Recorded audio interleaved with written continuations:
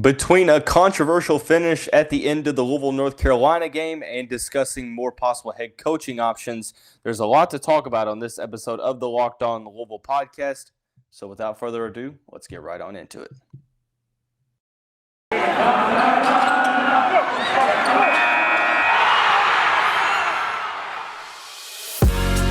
You are Locked On Louisville, your daily podcast on the Louisville Cardinals. Part of the Locked On Podcast Network, your team every day.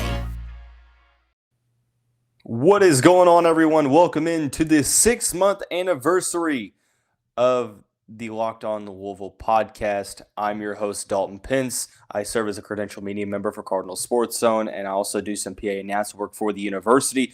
And I want to take this time to personally thank you for making us your first listen of the day. And just a reminder, the Locked On Louisville podcast is free on all streaming services, including YouTube, 5 days a week, your team every day. It was an eventful day on Tuesday. We'll start out talking about the 90-83 loss that the Louisville men's basketball team suffered at the hands of the North Carolina Tar Heels. But I really want to break down the controversial calls in the last minute of overtime in this contest, which has social media and Cardinal fans rightfully furious. I will then transition into what we've been doing the past couple episodes, identifying and discussing two possible coaching candidates for the open Louisville men's basketball head coaching position.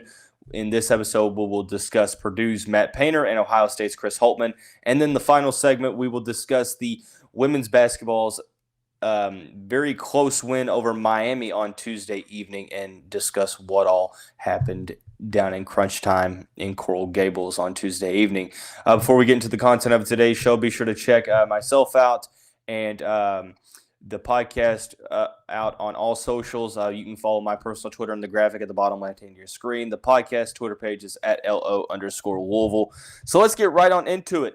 North Carolina Tar Heels defeated the Louisville men's basketball team 90-83 on Tuesday evening. It was very close. It went to overtime, and let's just say that there were some questionable calls, to say the least. Look, I'm going to be completely transparent here. I don't ever feel comfortable blaming an outcome solely on officiating. That's not how I roll. I think it's a lazy take. I think that it's a excuse to fall back on, a safety net, because at the end of the day, there's always a reason or a couple reasons why a certain team didn't win a game. Yes, you can go out and say that officiating maybe ensured that result. But at the end of the day, I don't necessarily think that it 100% caused it. There would have to be a blatant one-sided affair in terms of officiating, and 99.999% of games just don't reflect that. But I will say in last night's game, against the North Carolina Tar Heels, I've never come away from a Louisville game feeling the way I did. And what I mean by that is I've never come away from a game and been that frustrated and disappointed at officiating, because although it doesn't determine the outcome of the game, it definitely affected the flow. We'll talk about there were 3 plays that I want to focus on. Number one, the officials completely missed Armando Bacot blatantly tripping Jared West on a fast break layup that ended up getting, I believe, it got Jae'Lyn Withers the bucket, but Jared West got completely pulled down. There was no common foul. There was no intentional foul. It was 100% more than just a common foul, but the officials missed that despite being on that end of the court. Most notably was the jump ball between Matt Cross and Armando Bacot, to where Carolina was up 3 after a made bucket by, I think it was Leaky Black that hit the 3. Both teams went down a couple times and couldn't score. And then Louisville, a missed shot from, I think it was Ellis, I think it was someone that shot the ball, and there was a rebound. Matt Cross goes for it. Armando Bacot goes for it. They both hold the ball at the same time. It got a little heated. Matt Cross was pushed to the floor. Jae'Lyn Withers, quote unquote, pushed Armando Bacot, who flew halfway down the court. I'm being obviously a little sarcastic, but all good jokes contain true sentiments, as the old saying goes. So, breaking down that play, I'm okay with the no call on the Matt Cross pushing down. I don't think that there was any malicious intent. You have to understand, it's a very heavy atmosphere. A play like that, a jump ball can determine, a win or a loss. With there being a 3-point deficit with like less than a minute to go, just under a minute. Matt Cross was not called. The push on Matt Cross was not called as blatant. I'm okay with that, but Jae'Lyn Withers was called for a technical foul on the Armando Bacot push, which got the Tar Heels 2 free throws and the basketball. And let's just be completely honest. Like I mentioned, I'm okay with not calling the technical foul on the Matt Cross push. I don't think it was blatant. It looked worse than it really was, but Jae'Lyn Withers turned around. Yes, he touched Armando. I would say that it wasn't necessarily a shove, but he definitely kind of pushed his arm in an outward motion. But anyone with two sets of eyes could tell you that was not a blatant.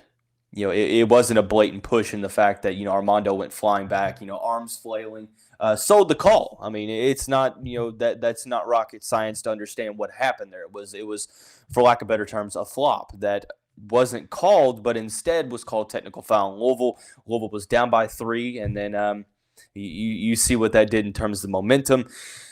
Unless Jae'Lyn Withers is the strongest human being on earth, a little push that's like it was just kind of like not necessarily anything to where you're going flying across the court. I mean, Armando Bacot is not a small guy. I mean, he's like, close to 7 feet tall. I mean, he had 22 rebounds for a reason because he's really, really, he's strong. He's got a ton of athleticism for his size. He's, very solid in terms of boxing out and stuff like that. So he's not a small guy. And Jae'Lyn Withers, who's probably comparable to his size, maybe even a little smaller, extends the arms outward, and Armando gives a Oscar-winning acting performance. And, I can't say that I blame him, because at the end of the day, you will do anything to help your team win. So I'm not, necessarily, calling Armando a dirty player or anything like that because of the flop. What I am saying is I'm 100% on the officials because of that, considering the circumstances. And to make matters worse, Louisville goes down. They get the rebound, get fouled, make 2 free throws, get the ball back, and the Cardinals go down. Matt Cross shoots a 3. It's off. Sidney Curry's going for the rebound, but Armando Bacot, basically it's like it has like his arms kind of outstretched, but it's like over the neck, and they call Sidney Curry on the hold, and there's no way, because Sidney Curry's hands are going outward toward the basketball, and it was a hold. Mike Pegues got teed up for being visibly upset with the call, which was probably the right thing, but I definitely agree with Coach Mike. I mean,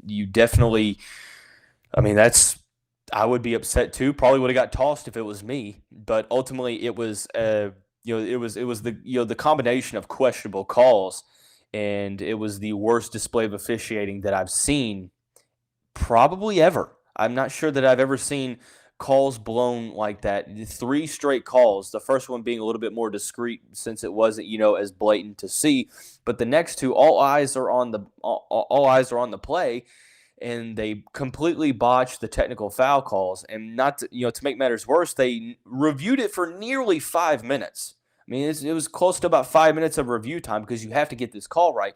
There's no call on the Matt Cross falling down, which I was okay with, but in turn, it's very obvious a flop. I mean, he goes falling back, and there's no push to warrant that type of body flailing.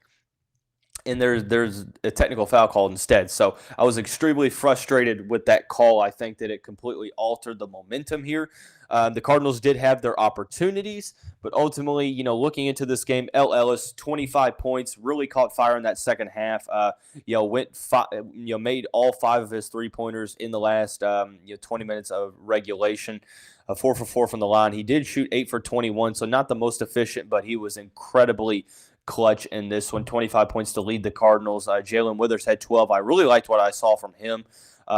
Sidney Curry had 10 points and 6 rebounds. Matt Cross had 13 points, made 3 of 5 of his three-pointers. He had 15 rebounds. Shout out to Matt, man. Matt has gotten some criticism as of late, not been able to shoot the ball as good as, we thought he would. But 15 rebounds against a team with a ton of size like North Carolina, definitely shout out to him. I love what I saw from those 4 guys.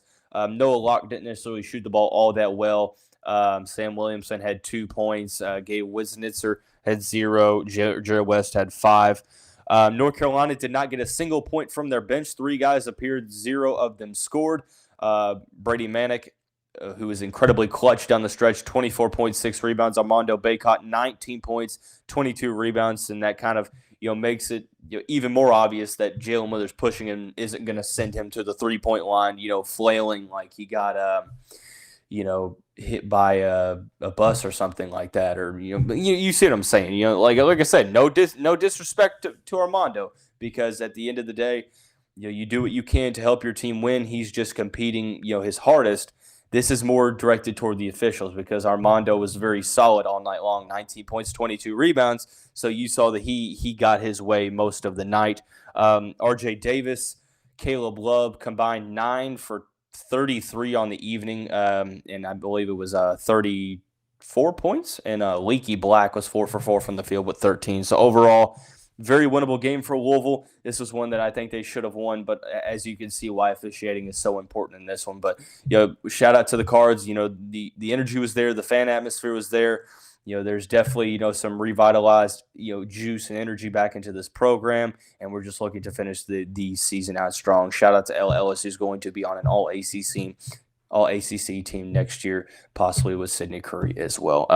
Transitioning into, what we've been doing with the coaching search, we'll talk about how feasible of options are Purdue's Matt Painter, Ohio State's Chris Holtmann here in just a second after we talk about our friends at Built Bar. Look, it's the new year.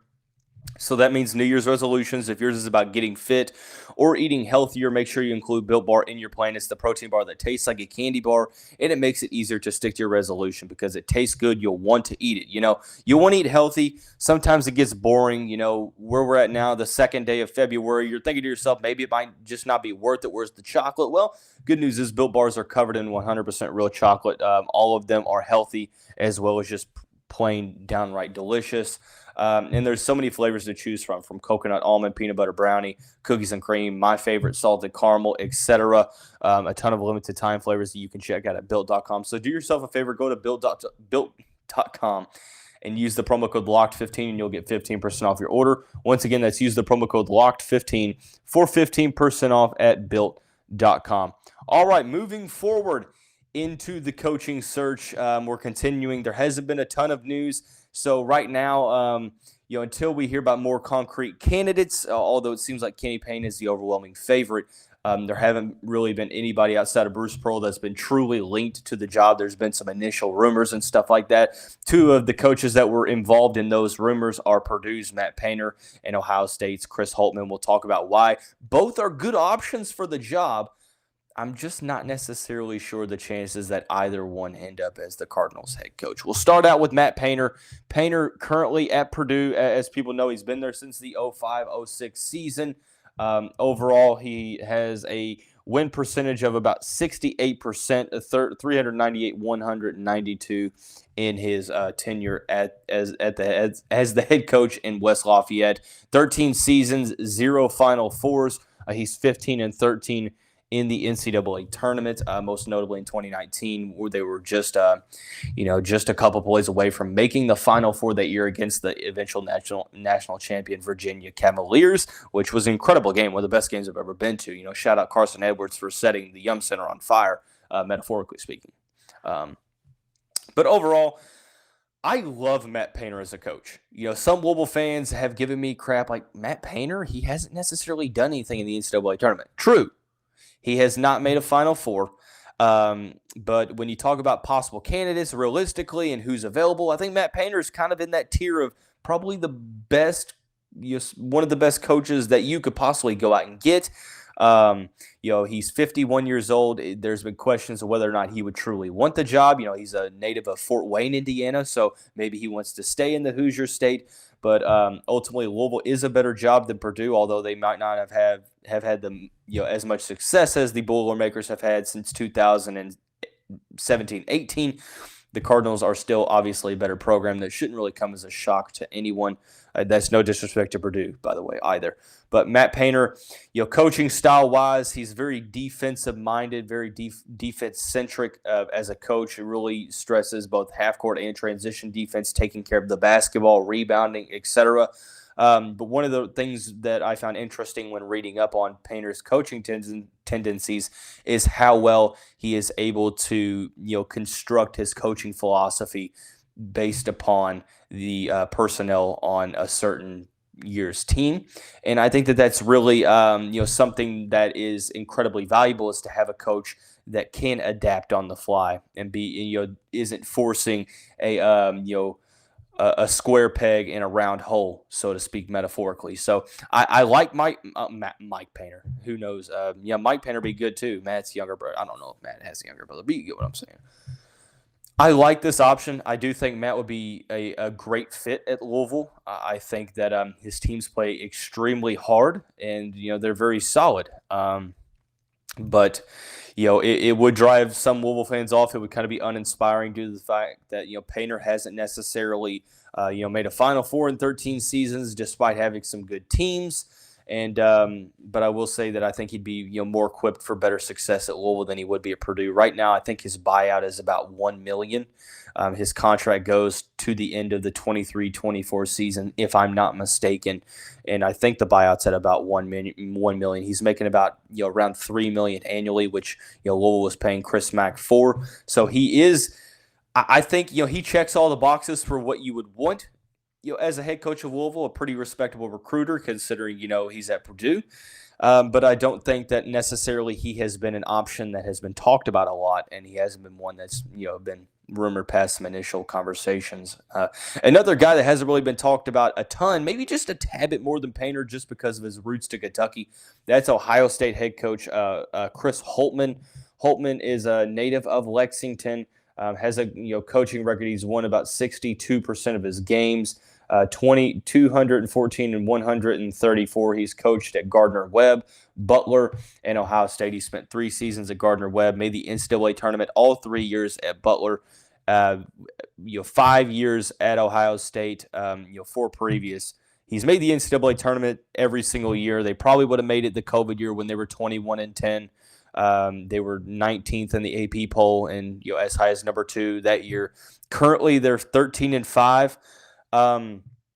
This is kind of one of those things to where there's some mixed opinions. Number one, at 50 years old, Chris Holtmann has won everywhere that he has been. He's brought a ton of energy to each program. He's been discussed as a calm figure, but also brings what a program needs, whether that's energy, whether that's just a calming figure, or a unification guy, something like that to unify a fan base. Chris Holtmann has been a guy that's been able to develop players. He's very solid on both ends of the court, especially on the defensive side. He's a players coach. Guys love playing for him, and he's just a winner until you get to the NCAA tournament.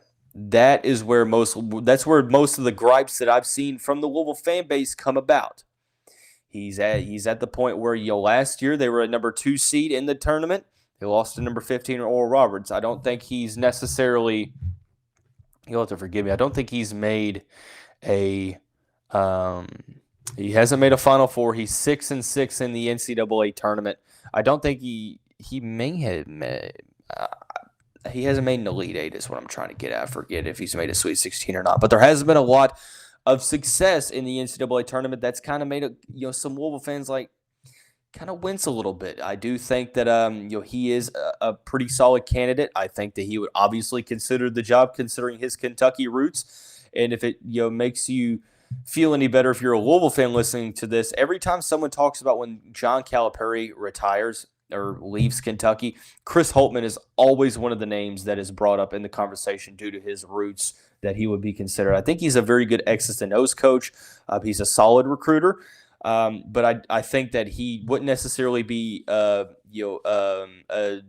substantially inspiring hire for the fan base. Now, granted, there aren't that many options out there that would inspire this fan base because they're looking to swing for the fences. But I do think that he is a good option. I think his buyout, it's something crazy. It's his buyout is the severance packages of all three of his full-time assistants combined. Now, I'm not sure the dollar figure on that. It was $12 million before June or July 2021. But now, from what I read, I could be completely ignorant and be 100% wrong with this. But at this point in time, it looks like his buyout is all three of his full-time assistants' severance packages. So who knows what that is? He's making around what Matt Painter is making, around that $3 million-ish per year. So that's both Louisville. To make matters short and right to the point, Louisville can afford both. They would both, I think, would be pretty solid here at Louisville, especially Matt Painter. But I don't necessarily know the plausibility of it right now, just considering that there aren't that many. There hasn't been a ton of news outside of Kenny Payne being the clear-cut front runner. There hasn't been a ton of news in the search. Josh Hurd came out yesterday and said that the program had not conducted an interview with Kenny Payne yet. So there's kind of some conflicting reports. So it begs the question, where is Louisville's mind at? Is Kenny Payne the guy that they're looking at? He's definitely the overwhelming fan favorite. So we'll continue to, keep our ears close to the ground. Hopefully we get some news here shortly. So in the last segment, I want to transition over into the women's basketball side of things, where the number 4 Cardinals inched out the Miami Hurricanes on Wednesday evening down in Coral Gables. It was an electric finish. We'll discuss what all happened down the stretch in that one after we talk about our friends at BetOnline. BetOnline has had you covered this season with more props, odds, and lines than ever before as football continues its march toward the Super Bowl and right toward the big game here in a couple weeks. BetOnline.net remains the best spot for all of your sports scores, podcasts, and news this season. And it's not just football. BetOnline has had up-to-minute info on pro and college hoops, NHL, boxing, UFC, along with live real-time updates on current games. Don't wait to take advantage of all the amazing offers available for the 2021 season. BetOnline is where the game starts. I want to take this time, as always, to personally thank you for making us your first listen of the day. And just a reminder, the Locked On Louisville podcast is free on all streaming services, including YouTube. Just a reminder, to the reminder, there is a new Locked On Louisville YouTube page that will be in full effect probably at the end of this week, so keep an eye out on that. I appreciate the influx of subscribers, those that are watching the show on YouTube. Just keep an eye out when the new videos next week are put on YouTube. That is a completely different channel, so be on the lookout for that, and I'll keep reminding you. But into the final segment. The number 4 Louisville Cardinals defeated the Miami Hurricanes 69-66 on Tuesday evening down in Coral Gables. It was a trap game for the Cardinals. Now, I feel like every year Jeff Walz and company have had, a game or games that, serve as a trap game to where the Cardinals don't necessarily play as good as they should, or, a combination of them not playing as good and other teams playing very well, and they end up losing to a team that they shouldn't have. It happens every single year pretty much, especially when they even when they've had their best teams. They've lost to some teams that they shouldn't have. 2019, they lost to Miami at home. That was a game that they should have won. But last year it was Georgia Tech. There was a couple, I think they actually ended up beating Georgia Tech. But this year so far, there hasn't been that case, but this game against Miami definitely posed that possibility. The Cardinals trailed by 9 in the second half of this game late down the stretch, and the Cardinals came back. It's where that good defense really came to play, and I was extremely impressed with the Cardinals' poise throughout. Haley Van Lith hit a couple big shots. She only finished with 9 points, but was very solid. Emily Ingsler with 7, 9, and 5. Olivia Cochran, I thought, balled out, 18 points, 5 rebounds. Her emergence as a big-time scoring threat for this team over the past couple weeks has been, so huge for this team. And this was a game where Louisville only got, 4 points out of their bench, 2 from Liz Dixon, 2 from Acosta Robinson. Kiana Smith was the star in this one. a game-high 21 points. She had 7 assists, 3 rebounds. Chelsea Hall had 10 points. And Chelsea Hall had there was a point where the Cards were down by 2, or no, they're down by 1. It was 63-62. Chelsea Hall hit a clutch corner 3 with just less than a minute to go in this one. Miami went down. They hit a 3. Olivia Cochran got the ball in the post, did a little drop step to her left shoulder, and put up the layup. And it was, it was a work of art. The Cardinals' defense after that was huge. I think it was Chelsea Hall that got the steal, and it led to Kiana Smith ultimately hitting 2 free throws, and the Cardinals came out on top. This team's defense is absolutely incredible, even though, in this one there were times where the team struggled getting going. I mean, they had an 8-point lead in the first half and ended up giving it up. They allowed only 30% from behind the arc. They out-rebounded the Hurricanes by 6, forced 17 turnovers, but the issue for Louisville was the fact that they turned the ball over 15 times as well, and they fouled 4 more times. So, just a couple key clutch plays put the Cardinals over the Hurricanes. They will now turn their attention to Clemson, who they will play on Thursday of this week. But great stuff from the Louisville women's basketball team. I should say, not men's basketball team, but great stuff from them too. Very impressed with what Jeff Walz and company are doing. They're tied for first in ACC play at the moment with a loss for the NC State Wolfpack, coming to the Notre Dame Irish also on Tuesday night. And it's funny because that score was also 69-66. That sounds kind of weird, rubbing my hand on this wooden surface is weird. I didn't fart or anything like that. Sorry, it takes me a little while. But Louisville, 10-1, 9-1, so they're a half game back. So they would technically have to win to get to there. But the Cardinals do have Notre Dame twice. They have North Carolina, so it's all really about handling business down the stretch for the Cardinals. But loving what I'm seeing from that team, and I am very, very just overall overall grateful to have Jeff Walz here at the University of Louisville, which I feel like I say every day. So we talked about the controversial finish in the game between Louisville and North Carolina men's basketball. Discussed the possibility of Matt Painter and Chris Holtmann as the Louisville men's basketball next head coach, and also talked about how clutch the women's basketball team was down in Miami on Tuesday. Tomorrow we'll get back into the coaching search. We'll continue with 2 more candidates, so be sure to check that out. Also want to give a couple quick shout outs first to the Cardinal Sports Zone podcast. You can check out those record-breaking episodes at cardinalsportszone.com. Also, the Locked On Bets podcast hosted by your boy Q with handicapping expert analysis from Lee Sterling. You can get that on the Odyssey app or wherever you like to get your podcast.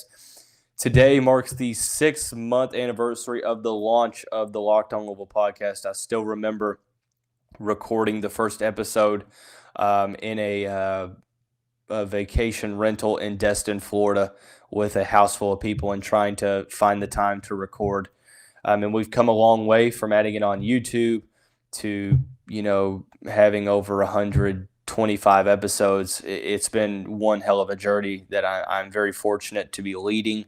I appreciate everyone, sincerely, that is listening, that is subscribing, that is rating, that is sharing, the podcast on all social media platforms and all podcast streaming services. I can't tell you enough how much I appreciate you. If you have any type of suggestions on content, on whatever I can do to make the show better, some guest suggestions as well, definitely hit me up on Twitter at Defense_ or the podcast Twitter page at LO_Louisville. That's going to wrap up this Wednesday edition of the show. Everyone have a great day, and we will see you right back here tomorrow.